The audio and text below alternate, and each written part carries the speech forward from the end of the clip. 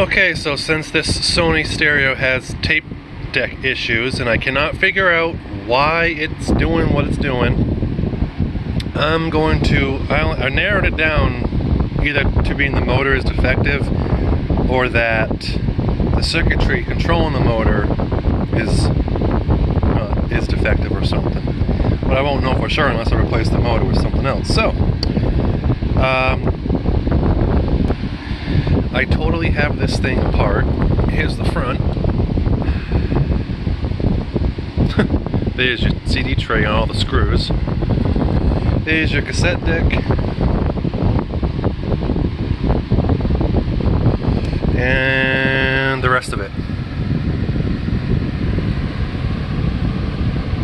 That's a big ass transformer for a stereo.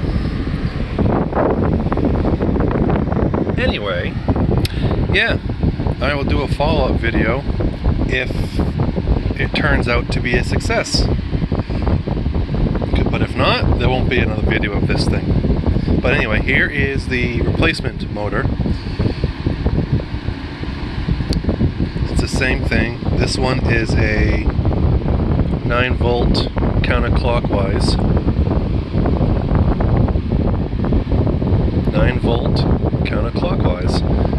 So I'm just going to attach that to the leads on this one, and I guess I will see how it does.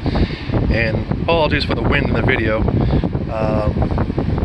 I got a fan blaring right in front of me because it's 91 in here. Yeah. Okay, so that's that. If you see a video later of this thing, then it worked. If not, oh well. Alright, peace.